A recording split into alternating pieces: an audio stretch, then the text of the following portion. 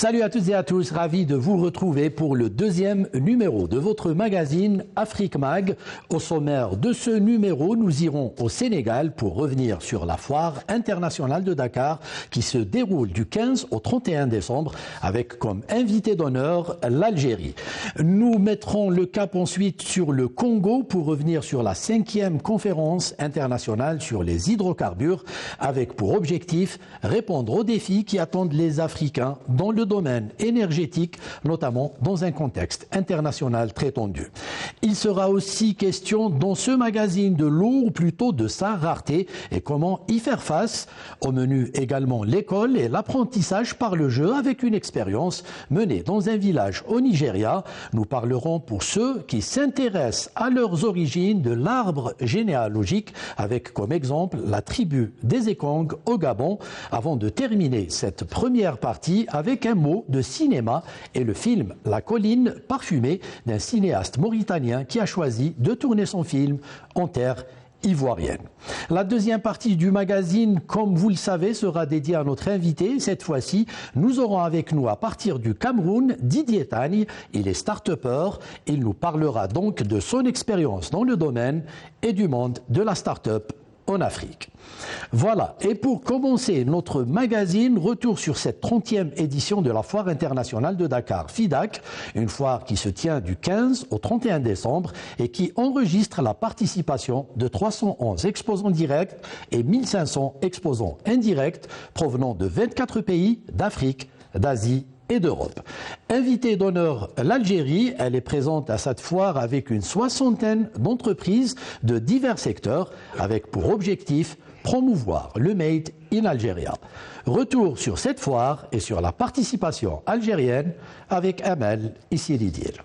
Les échanges commerciaux entre l'Algérie et le Sénégal ont atteint en 2021 35 millions de dollars. Une coopération que les deux pays aspirent à développer davantage à travers notamment l'augmentation du volume des échanges bilatéraux dans le cadre de la zone de libre-échange africaine et la facilitation des activités de coopération entre les entreprises des deux pays, notamment après l'ouverture de la ligne maritime Alger-Dakar. Avec une grande délégation économique et des opérateurs, on a discuté de la coopération qu'elle existe aujourd'hui et comment on va développer cette coopération, surtout avec la décision de notre président algérien d'ouvrir une plateforme dédiée aux exportations SIA au Sénégal. On a parlé comment avec mon collègue et comment faire, comment on va essayer de travailler ensemble pour réaliser cet objectif qui est intéressant pour les deux pays, surtout avec la ligne maritime qui existe maintenant, avec la ligne aérienne et l'ouverture, Inch'Allah, incessamment de la banque algérienne ici à Dakar. Plus de 100 opérateurs économiques relevant de différents secteurs d'activité prennent part à la 30e foire internationale de Dakar. Une véritable opportunité pour eux de décrocher des partenariats gagnant-gagnant et de pénétrer le marché africain. Donc, nous avons été instruits par le président de la République en ce qui concerne le gouvernement sénégalais, suite à sa visite et suite à l'audience qu'il a bien voulu vous accorder. Et soyez rassurés que le gouvernement mettra en œuvre ses orientations et les secteurs dans lesquels vous voulez intervenir, les ministres compétents vont mettre en œuvre cette directive. Renforcer la coopération économique et commerciale avec le Sénégal permettra à l'Algérie d'impulser une nouvelle dynamique d'export vers l'Afrique. Un autre événement s'est tenu cette fois-ci au Congo avec la 5e conférence internationale sur les hydrocarbures et qui s'est déroulée à Kintélé, une rencontre dont l'objectif essentiel était de déterminer la meilleure façon de répondre aux besoins et défis à venir des populations africaines et du marché mondial des hydrocarbures. Comment concilier développement économique et transition énergétique? Cette problématique se pose avec encore plus d'acuité pour le continent africain, confronté au double défi du développement et de l'industrialisation, dans un contexte d'envol des cours mondiaux de l'énergie et du réchauffement climatique, dont elle est plus victime que responsable. La 5e édition de la conférence sur les hydrocarbures au Congo, qui a eu pour cadre le Centre international de conférences de Kintélé, à une trentaine de kilomètres au nord de Brazzaville, s'est déroulée dans un contexte de regain d'intérêt mondial pour le gaz naturel et le pétrole africain. Cette rencontre internationale rassemble tous les acteurs et investisseurs qui participent activement au secteur de l'énergie au Congo et dans la sous-région. Pour nous, Africains, pays en voie de développement, la transition énergétique, c'est d'abord la fin de l'éradication de la pauvreté énergétique, ensuite atteindre la sécurité énergétique, on y ajoute le développement et bien entendu, tout ça dans un objectif d'atteindre le zéro carbone assez rapidement, ce que nous pensons que l'Afrique globalement a déjà atteint, mais nous voulons le faire aussi pays par pays et aussi surtout au niveau des compagnies pétrolières. Là, je crois qu'il faut qu'on explique aux populations ce que c'est, parce que la presse internationale privilégie un seul message, à savoir que la transition énergétique signifie arrêter les énergies fossiles, ce qui est faux, ce qui est surtout impossible. Si nous arrêtons aujourd'hui les énergies fossiles, eh bien on va manquer d'énergie. Et ceux qui en manquent davantage, c'est-à-dire les Africains, il y en a 600 millions qui n'ont pas accès à l'électricité, 900 millions qui n'ont pas accès à du gaz moderne, eh bien ce n'est pas comme ça qu'ils vont en avoir.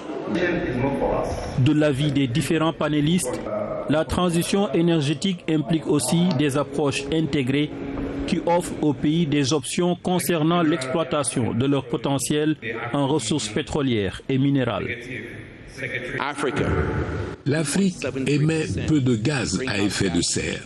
Le continent ne représente qu'environ 2 à 3% des émissions mondiales. Et si vous enlevez l'Afrique du Sud et l'Afrique du Nord, c'est à peine 0,5% des émissions pour le reste du continent. Je ne suis pas un scientifique, mais il me semble évident qu'on ne peut pas décarboner ce qui n'a pas été carboné. Il n'y a rien à décarboner au Congo et en Afrique. Vous avez besoin d'énergie au Congo. C'est plutôt les pays développés qui doivent décarboner. Si vous avez besoin de vous industrialiser, vous avez besoin de gaz et vous devez forer pour en trouver. The reality says that 50% of our population without access to electricity. 900. La réalité, c'est que 50% de la population totale du continent vit sans électricité.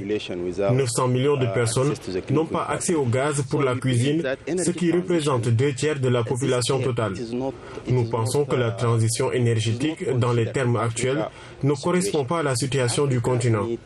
L'Afrique a besoin de transformations pour rendre accessible l'électricité à tous les habitants. Chaque personne dans n'importe a droit à l'électricité, pas seulement pour s'éclairer, mais aussi pour la production. Et pour cette raison, la transition des énergies fossiles vers les énergies renouvelables n'est pas adaptée à la réalité du continent. L'Afrique a plus besoin de ses ressources fossiles pour répondre à la forte demande en énergie. Africa needs to use all resources, fossil fuel and non-fossil fuel, to meet the increasing demand. La réussite de la transition vers un modèle énergétique conforme aux critères du développement durable doit prendre en compte toutes les sources d'énergie afin de répondre à la forte demande sur le continent et dans le monde. Parlons à présent de cette ressource vitale qui, hélas, fait défaut dans plusieurs régions du monde et plus particulièrement en Afrique. Il s'agit, vous l'aurez certainement deviné, de l'eau appelée l'or bleu à cause de sa valeur et surtout de sa rareté, notamment dans un continent où le stress hydrique ne cesse de s'accentuer. Avec plus 0,3 degrés Celsius par décennie de 1991 à 2021, la hausse des températures en Afrique dépasse la moyenne mondiale, une menace qui oblige gouvernements et citoyens à adopter de nouvelles habitudes de consommation. Jean-Aubin Ondo, expert en chimie de l'environnement à l'École nationale supérieure du Gabon, nous parle justement des pratiques liées à la conservation de l'eau. L'eau est un élément fondamental à la vie. On la retrouve dans toutes les activités qui rythment notre quotidien.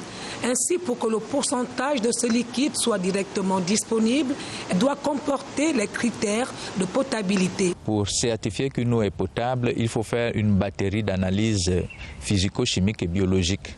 Si ces analyses démontrent que les paramètres analysés sont dans les normes internationale, alors l'eau peut être considérée comme potable. Enrichi en sels minéraux, le goût de l'eau peut varier selon la propriété des roches et des sols qu'elle traverse. Les rivières, à partir desquelles on tire l'eau qui sera potable, traversent des milieux donnés. Et justement, la qualité de cette eau est alors impactée par ces milieux-là. Je prends deux exemples. Une rivière qui passe par des milieux qui contiennent beaucoup de calcaire sera riche en calcium. Une rivière qui passe dans une zone ferreuse sera riche en fer. L'eau de pluie stockée dans des citernes, il n'est pas conseillé de la boire. Il faut nécessairement d'abord qu'elle remplisse les conditions de potabilité dont je parlais plus haut. Et en général, ce n'est pas le cas. Parce que justement, la conservation peut entraîner justement la présence et la prolifération de bactéries, de virus, etc. C'est pourquoi la conservation de l'eau nécessite de bonnes pratiques. Il faut avoir des gestes écologiques qui respectent l'environnement. Vous pouvez prendre l'eau de lavage des légumes par exemple. Au lieu de la verser simplement, on peut l'utiliser pour arroser des plantes. Il faut utiliser des produits de nettoyage écologique, donc qui contiennent le moins possible de produits chimiques. Les marais et les marécages sont des milieux où on retrouve une grande quantité d'eau qui sèche très difficilement. Et c'est justement parce que cette eau sèche difficilement que ça représente des formes d'eau de conservation. Et en plus, ce sont des milieux qui peuvent filtrer très rapidement et de manière intéressante l'eau. L'eau nous assure des fonctions épuratrices et régulatrices. L'eau nous accueille pour nos loisirs, près des rivières, des chutes, cascades, des lacs et en bord de mer. L'eau couvre 70% de la planète Terre, d'où sa dénomination de planète bleue. C'est certes la période des vacances scolaires, mais parlons tout de même de l'école et de l'enseignement. Un enseignement qui se base sur le jeu pour un meilleur apprentissage des enfants. Retour sur cette expérience menée dans une école à Magaji Abdoulaye, dans la ville de Shagari au Nigeria. Une opération parrainée par le Fonds des Nations Unies pour l'enfance, UNICEF. Sujet traduit de l'anglais au français par notre collègue Bouchara Bouali. Apprendre par le jeu, c'est le pari que semble avoir fait le centre d'éveil de la petite enfance Magaji Abdoulaye, situé dans le village de Shagari, au nord du Nigeria. Un centre qui mise sur des activités ludiques pour révéler et développer l'énorme potentiel que recèle chaque enfant et lui permettre de changer peut-être le cours de sa vie. Une méthode d'apprentissage parrainée et prônée par l'UNICEF pour développer les aptitudes de l'enfant. Lorsqu'un enfant a la possibilité de jouer dans son environnement, que ce soit à l'école ou à la maison, cela favorise incontestablement son développement cognitif, social, émotionnel et physique.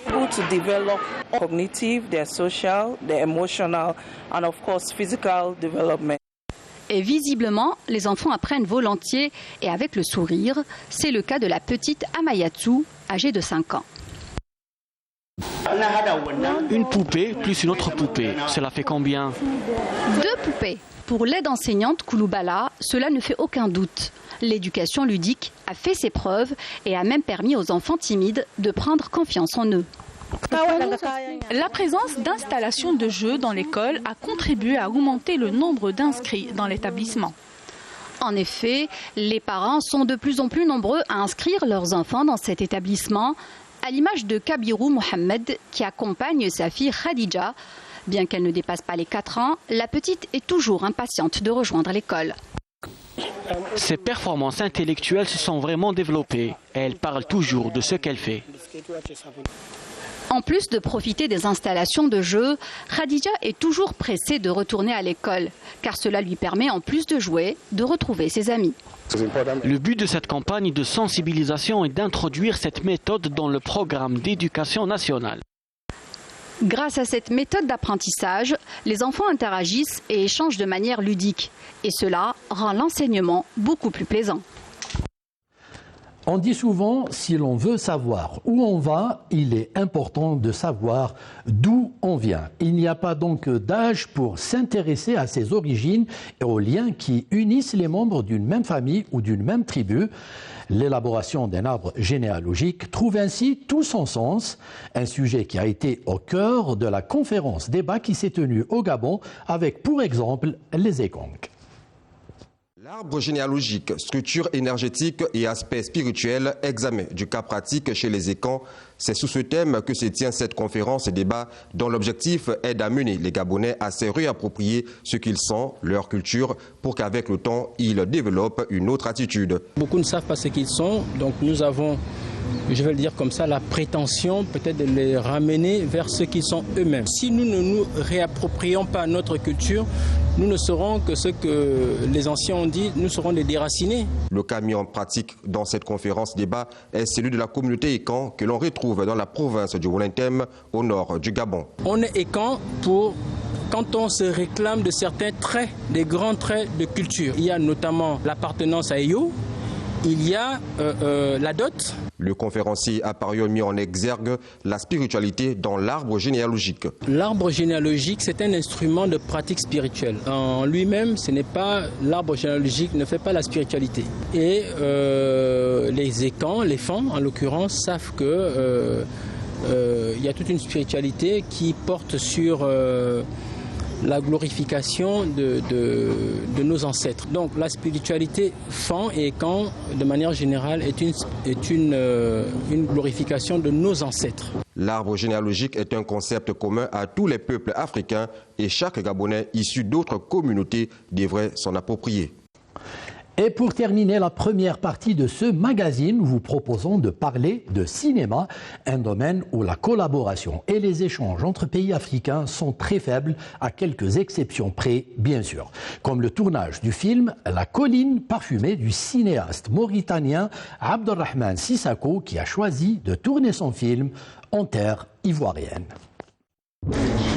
Ce geste de la ministre de la Culture et de la Francophonie marque le clap de lancement du film La colline parfumée du cinéaste mauritanien Abdelrahman Sissako. Nous sommes à la chefferie traditionnelle de Blocos, dans la commune de Cocody. C'est une histoire d'amour. C'est une Africaine qui part en Chine, qui a une histoire d'amour. Mais avant de partir, elle se marie. Et ce jour-là, mais c'est très rare, elle dit non. Voilà, le jour de son mariage, c'est qu'il y a un choc pour une société. Mais ça, c'est symbolique. Hein. C'est une façon de montrer que nos jeunes filles, nos sœurs, nos filles ont aussi une force réelle. Ce long métrage, Abdelrahman Sissako ne le réalise pas seul. Il est accompagné dans cette aventure cinématographique par le réalisateur ivoirien Philippe Lacotte. En vivant en Côte d'Ivoire, c'est d'attirer aussi d'autres cinéastes dans le bon sens et de faire en sorte que des choses se passent au niveau cinématographique de haut niveau en Côte d'Ivoire. La ministre Françoise Remarque se réjouit de la présence du cinéaste mauritanien en terre ivoirienne. Occasion pour elle de décliner ses ambitions pour le 7e art en Côte d'Ivoire. Le président de la République, son Excellence M. Alassane Ouattara, a inscrit le secteur de la culture comme étant un secteur prioritaire dans le cadre du plan national de développement 2021-2025. Aujourd'hui, vous assistez à une réalisation de ce plan national de développement avec le tournage en Côte d'Ivoire de La colline parfumée. Le tournage d'un film a un impact sur toute la chaîne de valeur. Aujourd'hui, nous avons plus de 200 personnes qui sont présentes, des personnes de toutes les nationalités. Ce film va se tourner dans plusieurs pays, dont la Côte d'Ivoire et le Cap-Vert. Voilà, ainsi s'achève donc la première partie de notre magazine. Je vous propose donc de rejoindre notre invité, mais avant cela, jingle.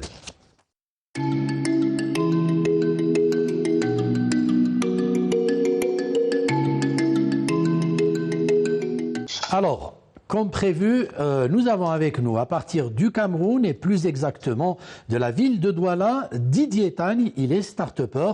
Il a accepté notre invitation. Didier, merci. Merci à vous, Ali. Vous me recevez très bien, Didier? Oui, je vous reçois. On a intérêt, hein, les start-up, c'est un peu les technologies de la communication, donc on doit être à la hauteur. Effectivement. Très bien. Alors, quel temps il fait à Douala, Didier? À Douala, il fait très chaud. C'est quelle saison? À la fin de la saison des pluies, début saison sèche. Très bien. Alors Didier, vous venez de rentrer d'Algérie, dans votre pays, mais avant de revenir sur l'événement pour lequel vous vous êtes déplacé en Algérie, j'ai envie de vous poser une question très simple. On parle souvent de la start-up, c'est un terme qui est plus ou moins un peu à la mode. Tout le monde parle de start-up parce que ça fait in, parce que ça fait broncher, et ce terme est tellement galvaudé. Selon vous, en 2 mots, c'est quoi une start-up réellement ? De mon point de vue et de la définition générale, la start-up, c'est un projet innovant, c'est-à-dire qui apporte une innovation dans un secteur précis, que ce soit sur le secteur technologique, le secteur des ressources humaines ou le secteur financier. Donc, la différence fondamentale entre la start-up et l'entreprise, c'est que l'entreprise a déjà un modèle économique dont on sait comment gagner de l'argent. Par contre, la start-up, elle n'a pas encore de modèle économique. Donc, elle doit trouver le modèle qui lui permet de rentabiliser en fait toutes ses dépenses. Alors, dites-moi, souvent, on associe les start-upers aux jeunes, alors que c'est faux, il ne faut pas être jeune pour lancer sa start-up. On peut le faire à 70 ans, à 80 ans, pour peu qu'il y ait une idée derrière. C'est bien ça? Oui, effectivement. Donc, il suffit d'avoir une idée, d'avoir des compétences ou des partenaires qui ont les compétences pour réaliser cette idée-là, et on peut lancer une start-up. Alors, parlez-nous un peu du lancement de votre start-up. ComparoShop, c'est une idée qui a commencé en 2021. On s'est approché au niveau du premier incubateur camerounais, Active Spaces. On a posé l'idée sur la table qui les intéressait et nous ont proposé une incubation, donc une pré-incubation. On a intégré le programme Active Spaces et on a commencé le développement de notre start-up. On a mis en place nos algorithmes, on a testé. Oui. Alors, c'est là sur l'année 2021. Oui, Didier, pardon, là, je suis obligé de vous poser une toute petite question. Alors, est-ce qu'il y a moyen d'essayer de vulgariser la chose? Parce que dès que les gens, on leur parle d'algorithmes, ils sont perdus. Très concrètement, qu'est-ce que propose votre start-up?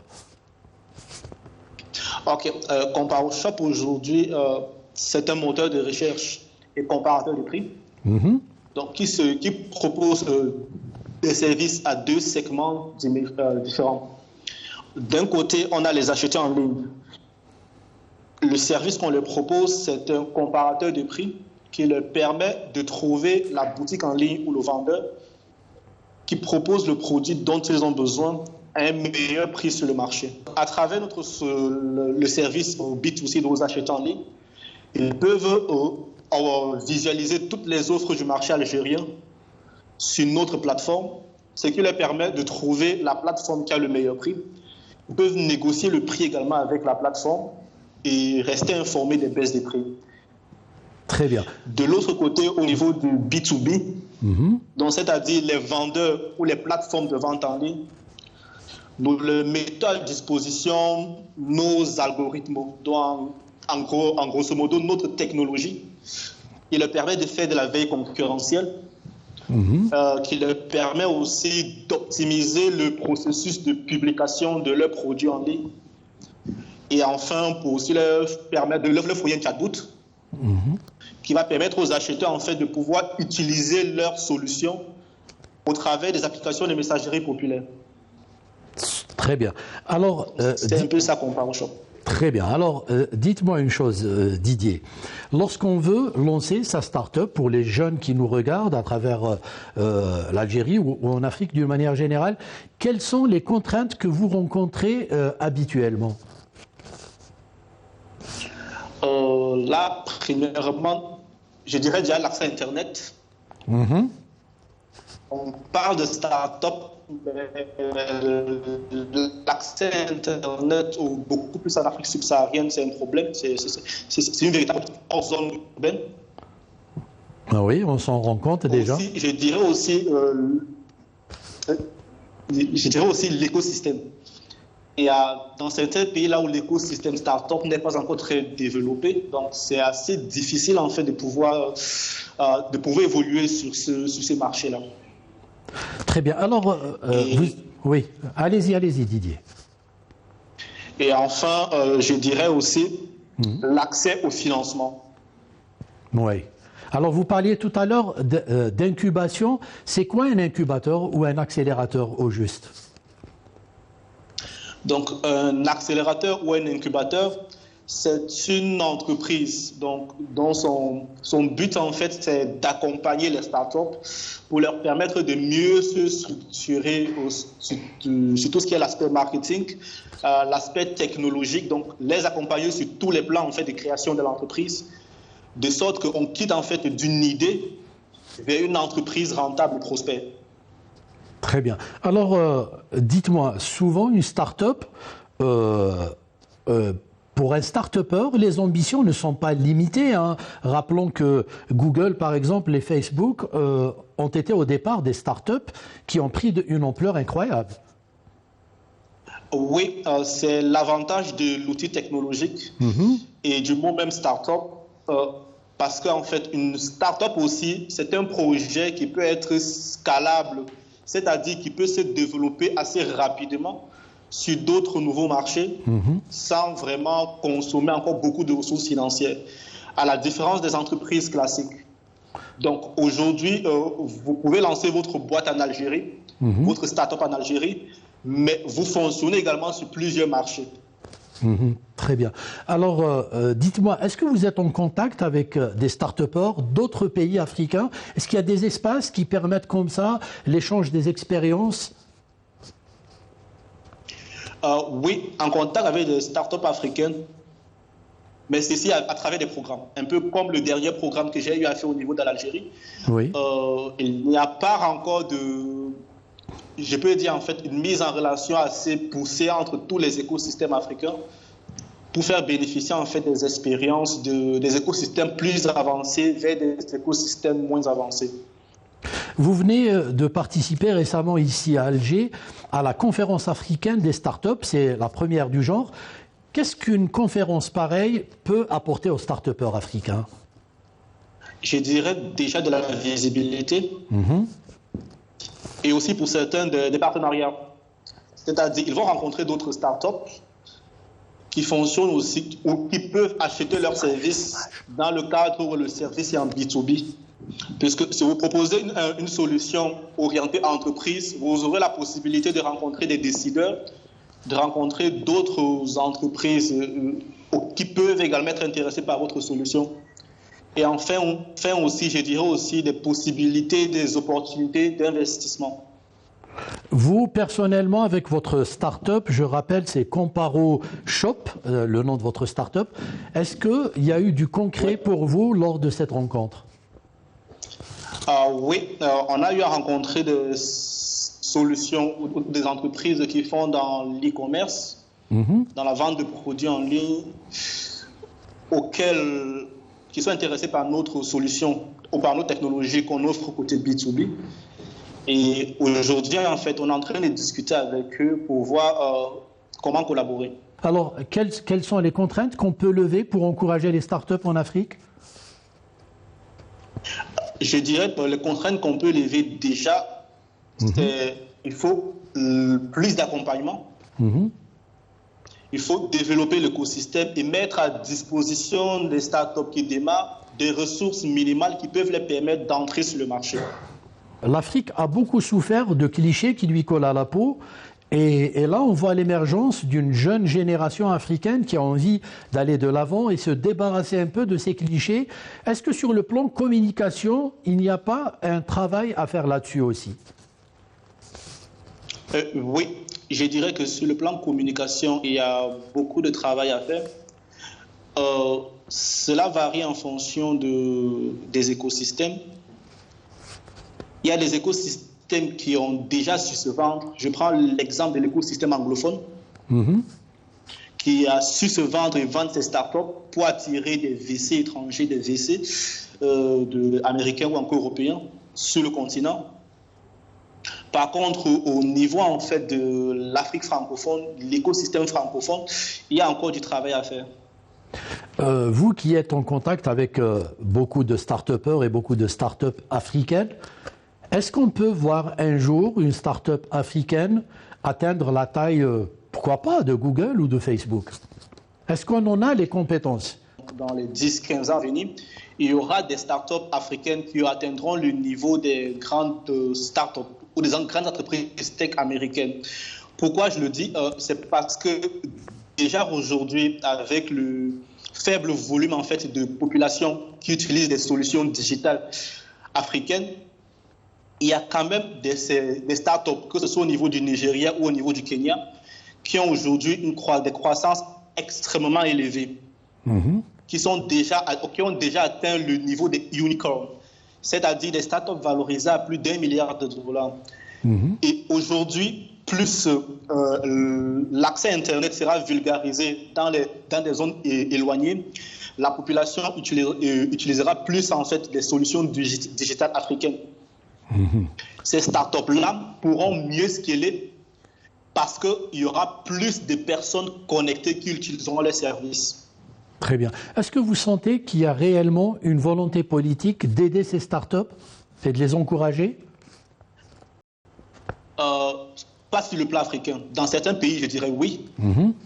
Mais sur le plan africain, je dirais non. D'accord. Alors, si je prends l'exemple des pays, des pays en fait qui encouragent en fait l'écosystème start-up ou tech, je dirais il y a le Nigeria, l'Afrique du Sud, le Ghana, la Côte d'Ivoire, le Sénégal. Et j'étais en Algérie également récemment et je vois aussi des politiques aujourd'hui qui sont en train d'être mises en place. Et ce que je vois en fait dans ma vision sur le marché, c'est que dans les années à venir également, si l'Algérie continue en fait avec toutes ces qui mettent en place au niveau de l'écosystème, on pourrait également voir au niveau de l'Afrique du Nord également un hub aussi sur le marché algérien. Très bien. Alors, on ne va pas vous retenir plus que ça. Didier, vous avez été très sympa de rester avec nous.